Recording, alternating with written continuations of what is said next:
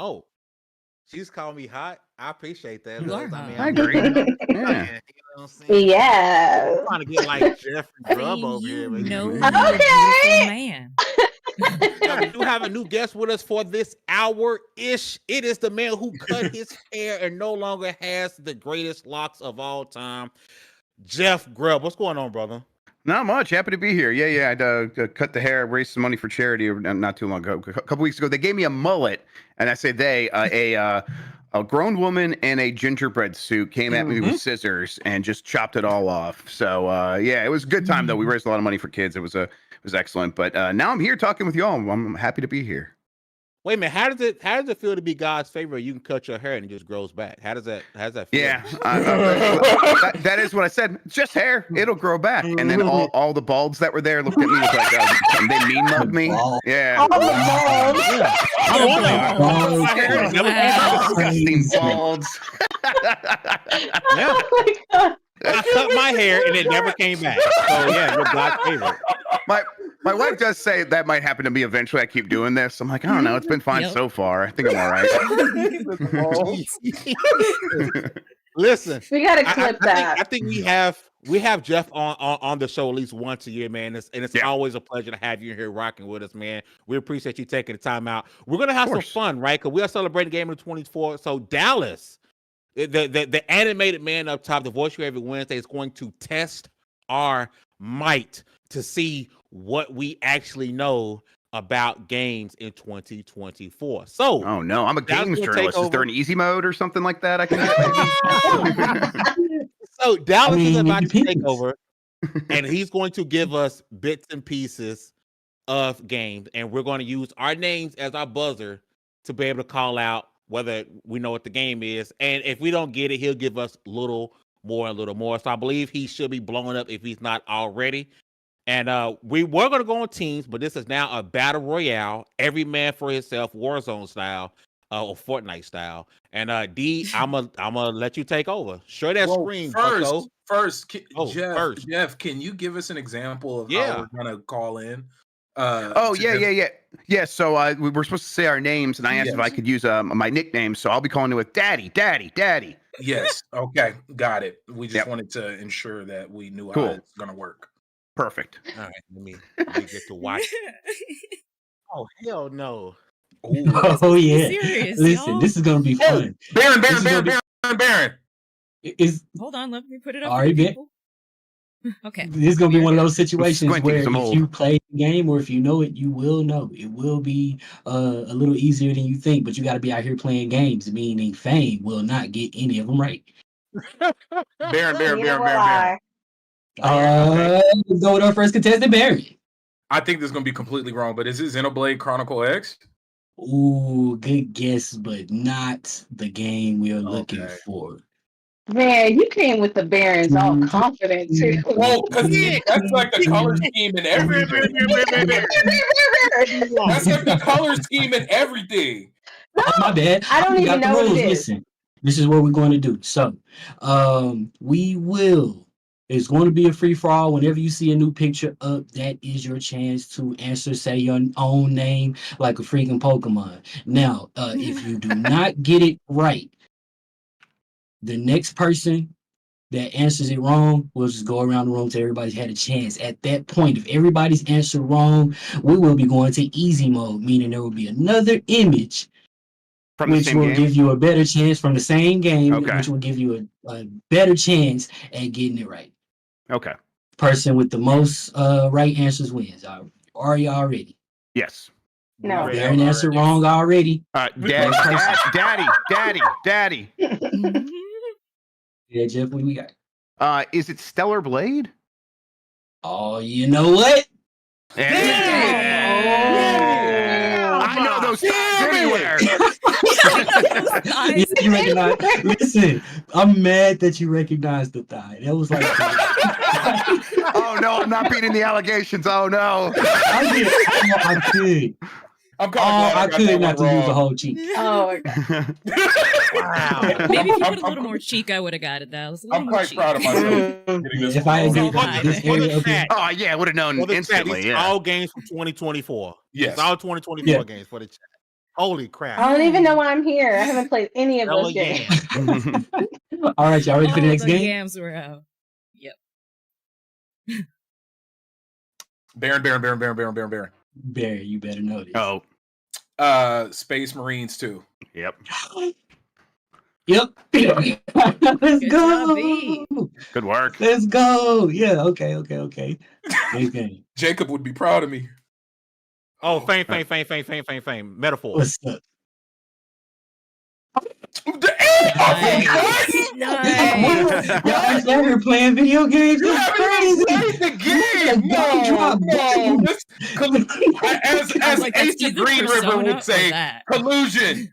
I thought Ain't no Persona. collusion. Don't be mad because I'm on the board. Because you probably would have got it. That easy mode image, you probably would have got it. Oh, yeah. Yeah. Yeah. That gave it up. So next game. Daddy.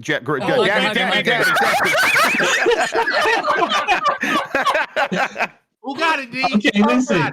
I heard- my name.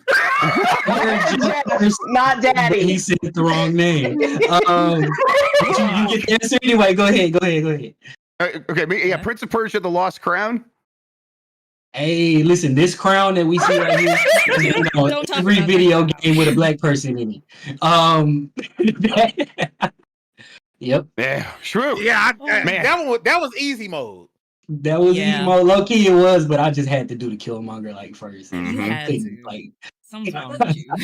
I wish Would we have did been his awkward if I nose. mixed them up with someone else, though. That would have been Oh, a yeah, problem. it's- I'm glad it didn't. I'm glad that didn't happen. It's all Valorant. oh, man.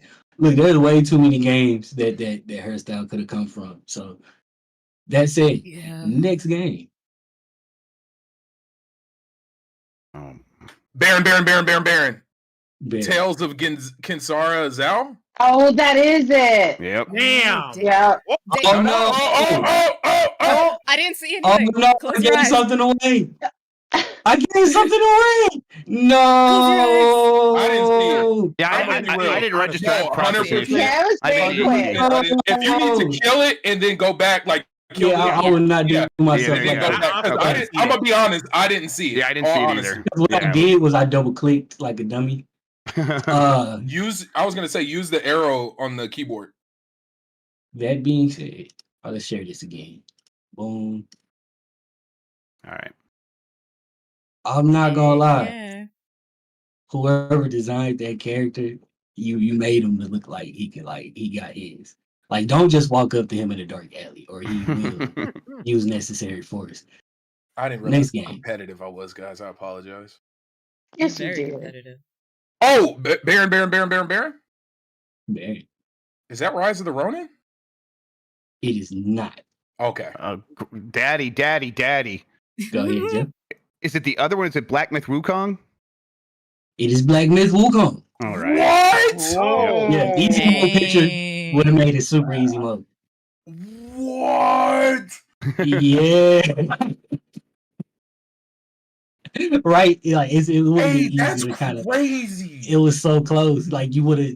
Yeah, you don't understand how many like similar assets have been Yeah. in games until you. Yeah, that.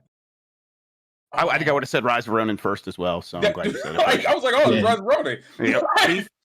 Before you go to the next one, Dallas, how hurt are you going to be if this game doesn't get nominated for Game of the Year on Monday? Ooh. I'm gonna feel some type of way. I'm going to feel some type of way because this is like it's one of the games that lived up to what they talked. Like it really lived up to the gameplay. Everybody saw that first reveal and was like, oh no, it's not gonna look like that. This is all CGI, y'all. Nothing to see here. And the game ended up looking and feeling exactly like the pre-release footage. So I'll And be then B, I didn't think it was help me real. out. But we talked about Souls games earlier. This game was brought up and I missed it. Did y'all mark Yes. this as a Souls game? No, it is not. It is an action adventure game. Yeah, much more of that. yeah. Yeah, our honorable Souls panel all collectively agreed this was an action game. Oh, no.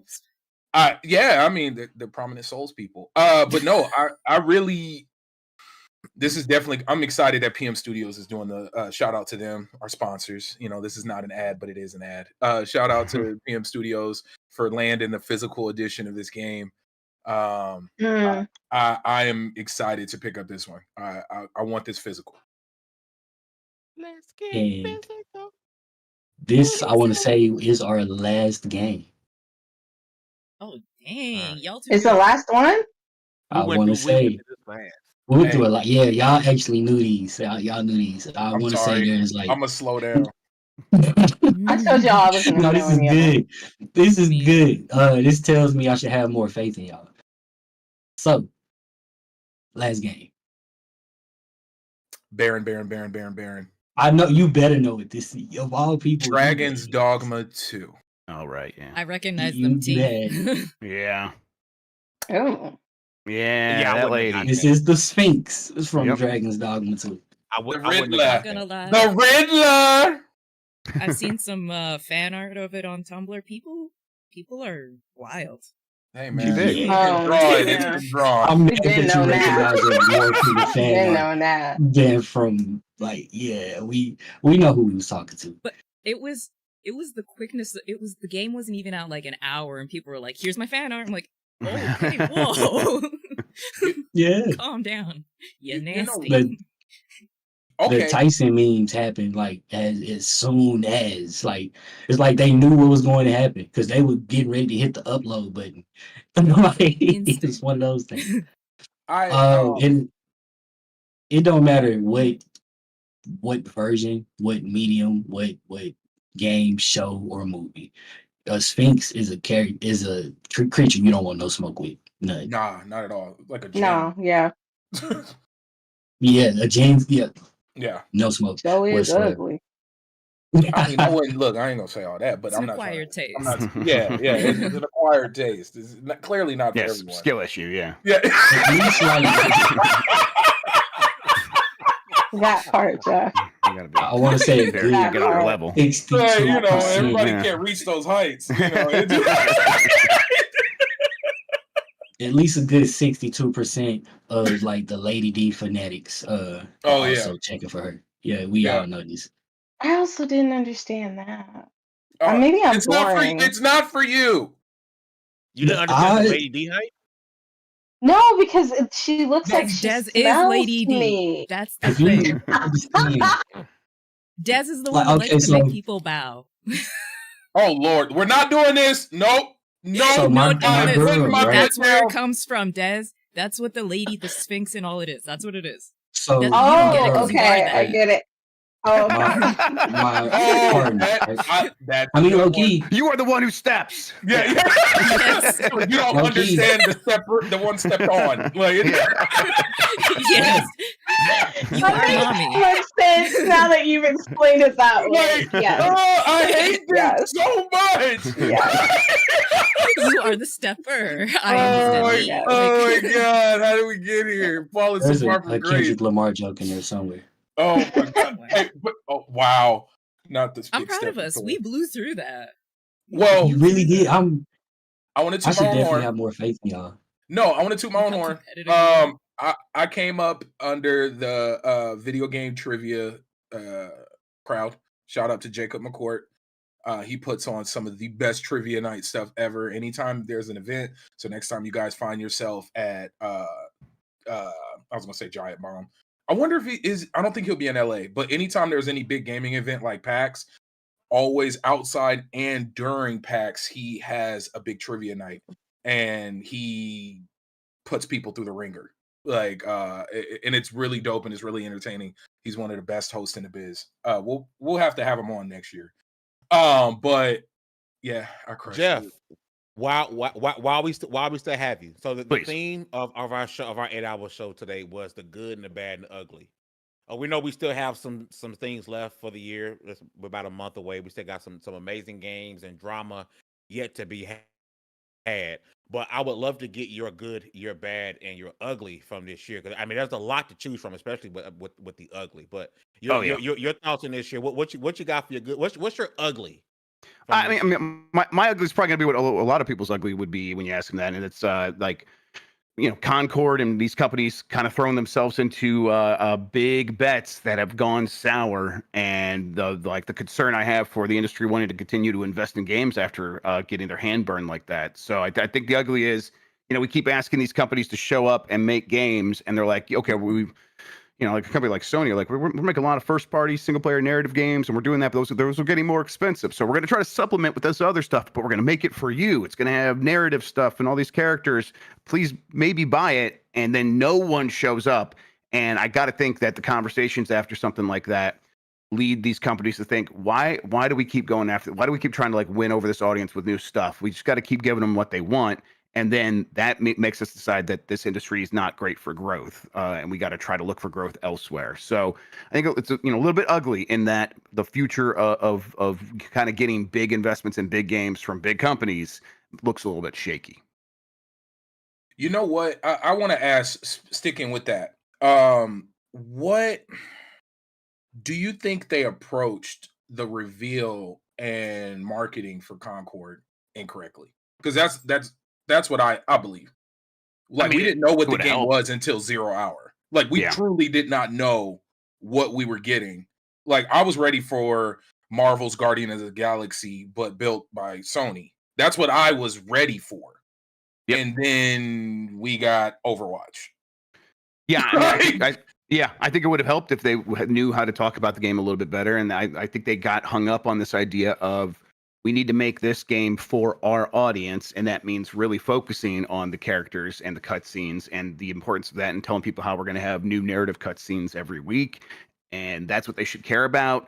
And it's like, oh no, that's people care about that after they care about, or they decided they care about the characters, and they need to play the game and maybe see the fun side of that stuff a little bit more, and it's just not working here. I think if they knew how to talk to their audience a little bit better, that could have helped some, but I don't think it solves all of Concord's problems. It just turned out that no one actually wanted that game.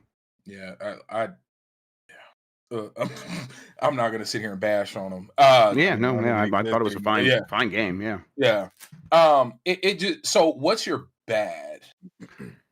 Yeah, my bad. It's I try to like think off the top of my head. I think maybe the bad right now is kind of the uncertainty that's going to hit the industry now that like the tariffs may be coming. I did a video about this the other day, and this, it's like, God, these companies are so scared of everything anyhow, and just amping up, turning up the dial on the uncertainty a little bit of like, what is the tax situation going to look like bringing game consoles and games to North America, or to the United States specifically, in the next year going to look like.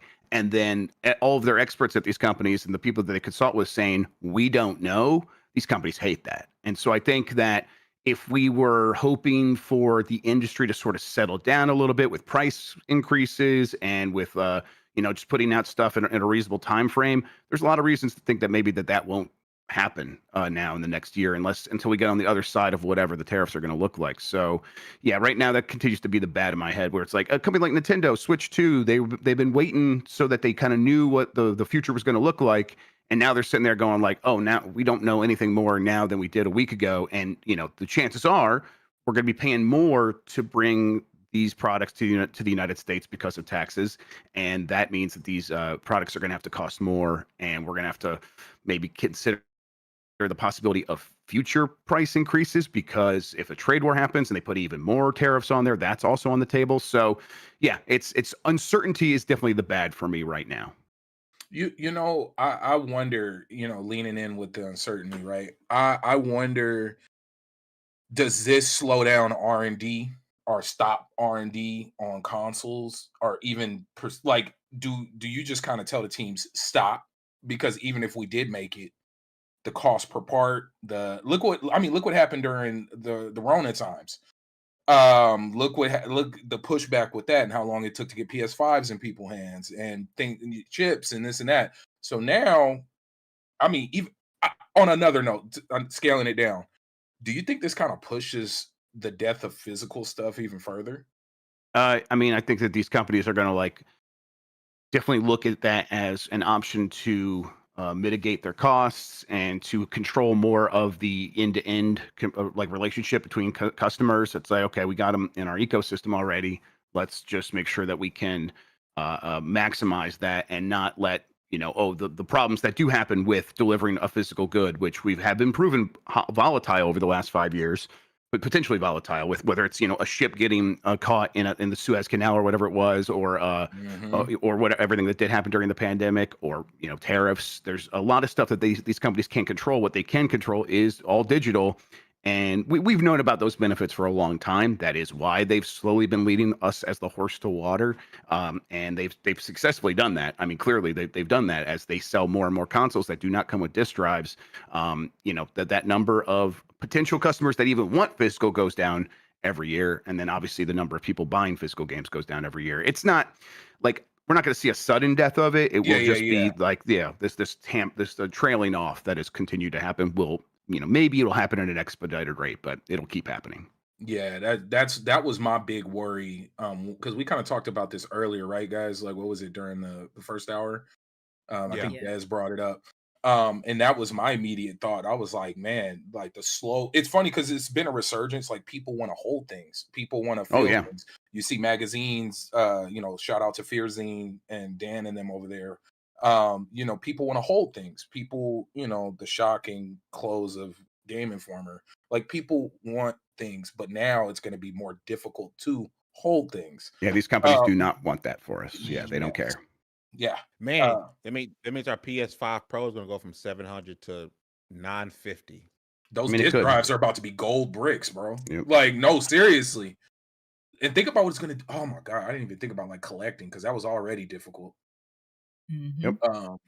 But this is all what ifs. But I mean, if the tariffs go off, I feel like it's going to be. Yeah, man. Like I said in the video, even if they don't, like, the uncertainty forces these companies to maybe mitigate for possible futures, and so they're like, let's maybe just set the price higher now in case it does happen, and that way we don't have to do such a drastic price increase later. So it's like we might get screwed here in a little bit, no matter what. All right. Well, what's the good? Beating our ass. Damn, Black Club Supreme. Jeez. The good is definitely not Alone in the Dark and all the Blight Club games. That's for sure. No, the good is that the thing that I kind of hoped would happen continues to happen, where it's like, I am someone who's played games for a long time, and there's a lot of genres and kinds of games that I have loved that have either gone, they mostly have gone away from the major publishers because the major publishers don't find them to be worth their time. They're not the return on investment isn't worth it. But that hasn't mattered because more indie studios, more people in the space on Steam are able to just like, well, we're going to do it, and we're going to try to fill in that gap. And they've been getting better and better at that. And these teams are getting more refined, and the tools are getting better. So it makes it so anyone can do this. And if you have a passion for this sort of game, delivering, doing a good job on that is easier than ever.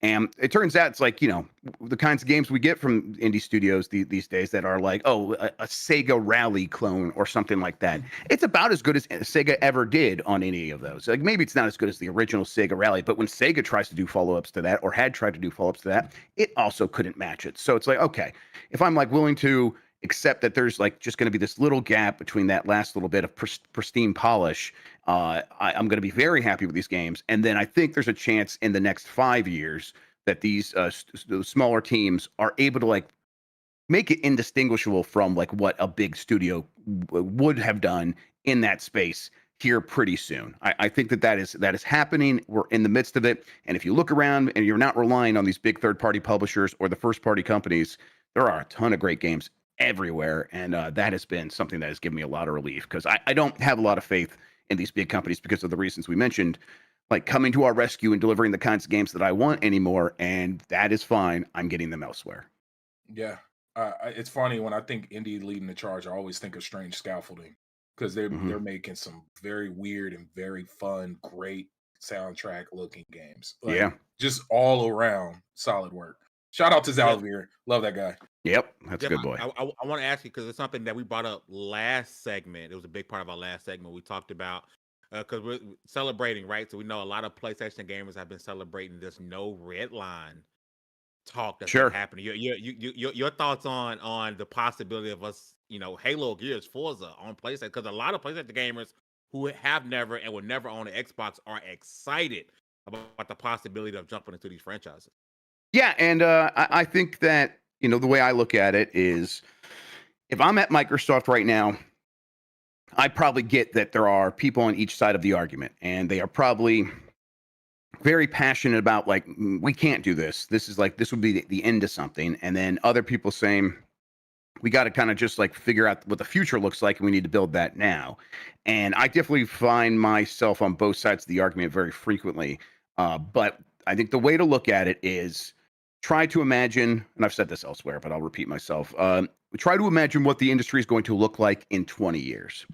In 20 years, like, would Halo being on a different console even like register at a certain point, because it's just going to be everywhere, right? Like the whole point is to get stuff everywhere. So if the industry develops in the way that everyone's hoping it will over at Microsoft, like, it'll just be, your phone, you kind of beam it to your TV, and suddenly it's just as good as any console, and Halo's on there, and it's just on everything else. So the fact that it's on PlayStation just wouldn't even matter at that point. So why not cut to the chase? Why not just right now accept that that's the future we want? And the best way to make your predictions come true is to build the future yourself and just say, let's just do that. Let's get it done, get it over with. And they've been saying that this is the direction they've been going for a very long time. So the fact that we're getting sort of the natural conclusion of this way of thinking of Halo on a PlayStation shouldn't be too shocking.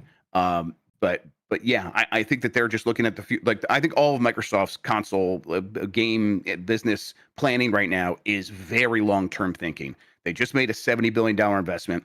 You don't like that. That is, that's not like, oh God, we got to get our $70 billion back. That's not how these companies think. They think as it was $70 billion sitting in the bank. Now it's $70 billion sitting inside an investment into a publisher.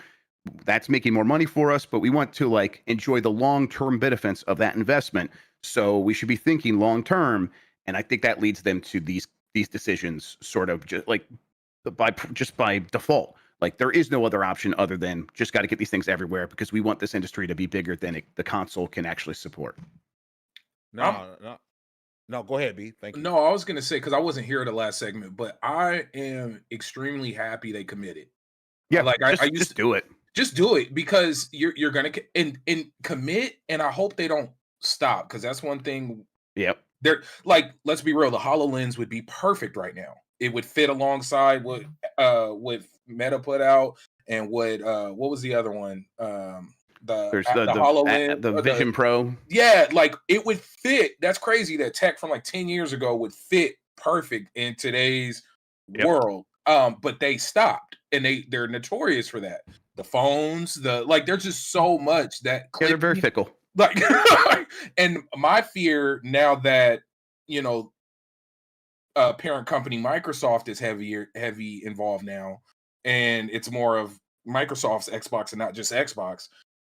My worry is that if it doesn't return quick enough, they'll pull a plug somewhere or make a heavy pivot instead of just riding this wave. Like, fine, let everything be an Xbox. Triple down on Game Pass. Get more AA and third-party titles in the service. Like, I'm still butthurt that Hogwarts Legacy didn't make its way to Game Pass. Like, that was a game that should have been in Game Pass. Like, I still don't understand. Even now, they could just hit a home run by adding it in there. Oh, by the way, for the holidays, here's Hogwarts Legacy. Yeah, hell yeah! Even at this point, like, oh man, without a doubt. Look, I said Hogwarts this time. But it just, nerd. But no, nerd. Yeah. I can't wait for my kids to read them. Yeah. Slytherin. We bleed green. But no, like, wow. I just double down like that. Commit and stick to it, and know that gamers lie all the time. We say we're going to boycott. We say we're going to stop. We say we're not going to participate. Yeah. But Call of Duty is the best thing I've been playing right now. I want to play right now. You guys are cool and all, but I got a double XP I would like to use. Listen, Jeff, I know you got a dip, right? But I want to ask you one more thing before you go. Please. What's upcoming for Jeff Grubb? What's upcoming for Giant Bomb and Jeff Grubb? Yeah, no, thanks. So yeah, we talked a little bit about the GB at Night thing. There will also be a weird other thing we're doing I can't talk about yet, but it's been constant, a lot of meetings, a lot of planning. It'll happen around that same time though. But we'll also have like our the Giant Bomb Game of the Year awards, our big podcast and stuff like that will be happening.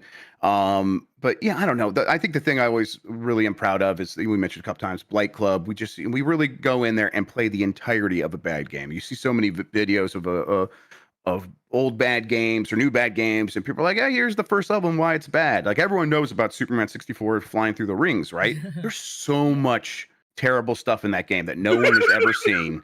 And I have, because thankfully I watched Dan play it, because that was not one of my Blight Club games. But like going and like really seeing what makes a bad game so bad, and seeing just how terrible they can get, and like the kinds of ways that these games that didn't really have the plot to begin with lose the plot over time, as you could tell the developers lose steam on it and they break in amazing ways. It's a series I'm proud of, like beat games like Bubsy 3D and things like that, things I never thought I would do because of it. So definitely check that out. It's a good time. We try to do it every Wednesday. Right now, Lucy James is playing Skull Island: Rise of Kong. That game came out a couple of years ago, and we always wear a costume too, so she's dressed up as Donkey Kong because I thought that would be funny. So yeah, it's a good show. Tune into that. You can get it on giantbomb.com. Listen, Jeff, you know, one of my biggest regrets for this year, I didn't get to meet you when you went to PAX. Yep. That you're one of the few people like I really wanted to meet, but I am going to make my way out to California next year. I have to be out there. There's so much happening that nothing happens in Texas. It's just bad votes and all type of stuff, right? Nothing good happens out here. So Yep. I got to come out to California next year, man. It's been an absolute pleasure. I know you got things to do, so we're not going to hold you hostage. I appreciate it. I hope your hair grows back. I hope so too. Ha is what you get. If it doesn't go back. Looks like it's doing just fine. I think it'll just burst right out through like a chia pet. Yeah. Just throw a little water on it. Exactly. It'd be good. Hey, Jeff, thank you, brother. Thank you all for having me. Good luck with the rest of the stream. I really appreciate it. Love being on whenever I can. So I hope to see y'all in person sometime very soon. Baron will make it happen. You know what? Next month? Jeez. Yeah, right. Yeah. Right. Beautiful. Yeah. Cool. All right, y'all. You have a good one. See ya. All right, take it easy. Thanks. Bye. Later.